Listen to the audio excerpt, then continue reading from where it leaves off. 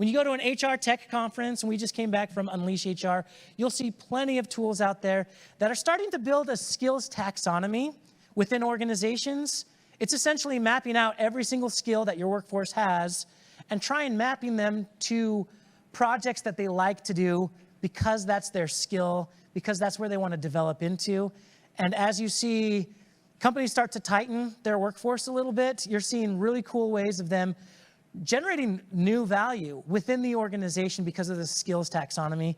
You're also seeing a talent marketplace. There are companies like Gloat and Fuel 50 who are making huge waves because they come in and they use AI and machine learning and a lot of these technologies to start to map out tiger teams. Like, let's break down these silos that we see in organizations.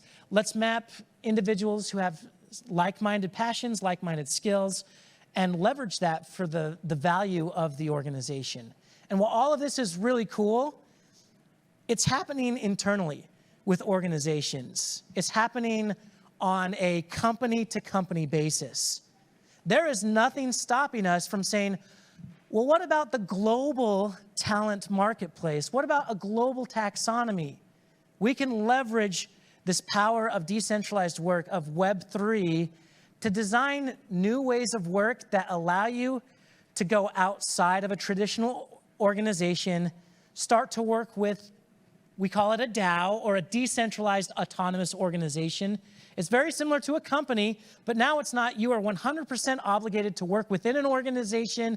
You have to do X, Y, Z, and the pains of employees tends to look like, I am doing 90% of what I don't like at this organization just to get to that 10% that I love.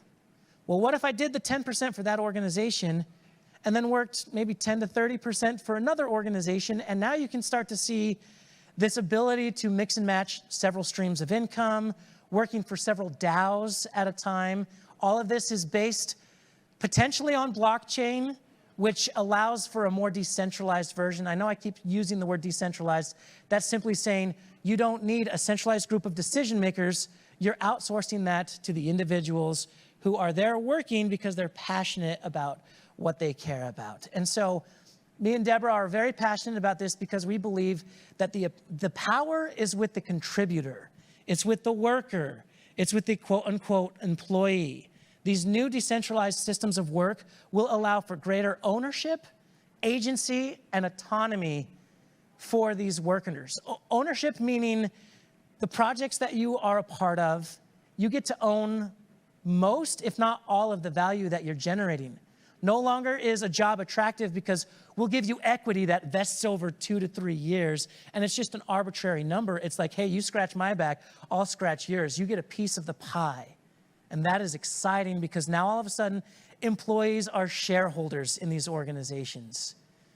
Agency, because now you get the agency to create how you want, when you want, from wherever you want in the world, instead of having to take that cadence from the centralized decision makers who may know what's best for the company, but they don't necessarily know what's best for you and your passions and what you love. And so you get to reclaim that.